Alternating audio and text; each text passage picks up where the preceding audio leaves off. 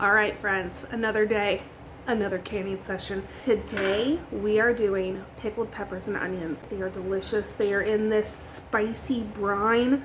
Oh, they're so good.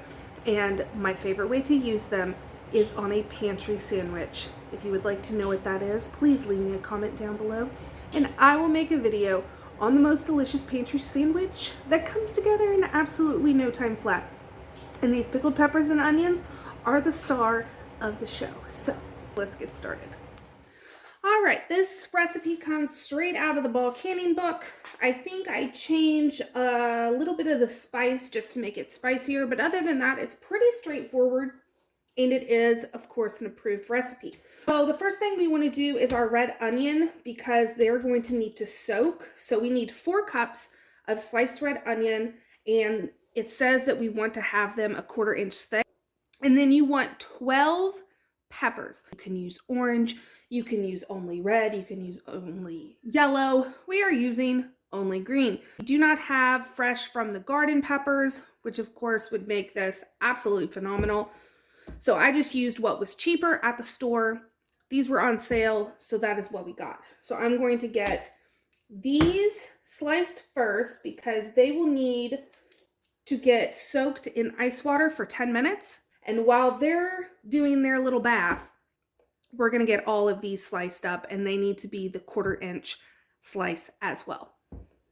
So we have all of our 12 peppers. They have been washed and they have been sliced. So that's kind of the size that I did on all of them. We have 3 large red onions. Roughly looks like about 4 cups. And so now we need to get our brine ready because that needs to be nice and hot. We also need hot jars. You can can these in pints or lower. First, we need 8 cups of white vinegar, and you want to make sure it is 5% acidity. 8 cups of water.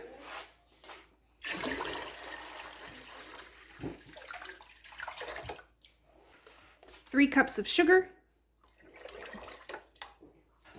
1 cup of salt. And then we are going to do it on the spicier side. So we are putting 2 tablespoons of crushed red pepper. 1 and 2. We're going to give this a nice stir, get it on the stove and let it come up to a simmer and simmer until all of the sugar is dissolved. While our brine is going on the stove, we're going to go ahead and get our peppers and onions ready to go, as well as our jars. So I'm going to be doing pints, and I want nice hot jars because we're going to be putting hot brine into the hot jars.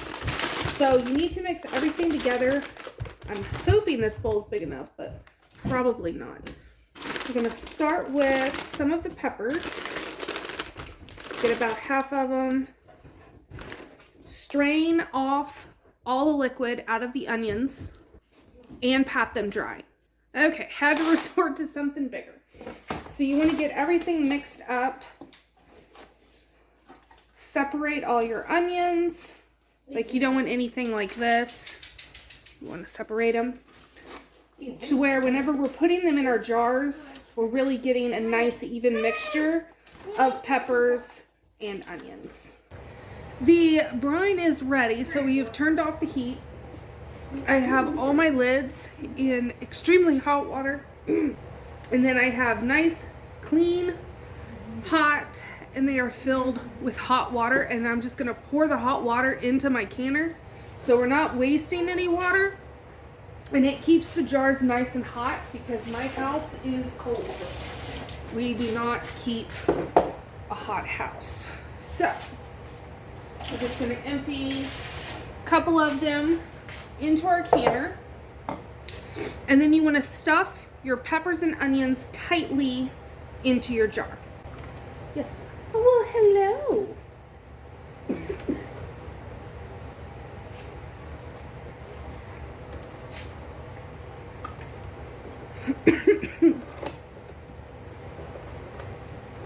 And you want to do it to a 1/2 inch of headspace.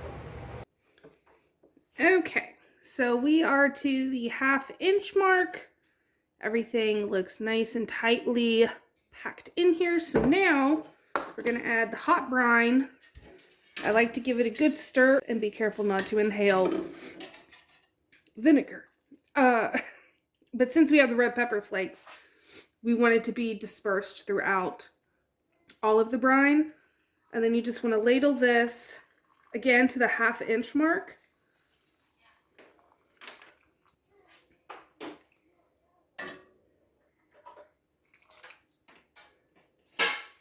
Then you want to do double. And we check our headspace. We need a little more brine just to get to that 1/2 inch mark. Good to go. Now you want to wipe the rim of your jar. And these are going to get water bath canned for 10 minutes. And then they will be ready. All right, so we ended up getting 13 pints out of what I showed you. And they just turned out so gorgeous. I am so excited to have these on my shelf. They've already been washed and the rings have been removed. These will be great for sandwich toppings. They're great to add into stir fry. Added them into soups. It's a nice tang for a soup. I love them. They're so versatile. So I hope you try them out for yourself, and I will see y'all tomorrow. Thanks for watching.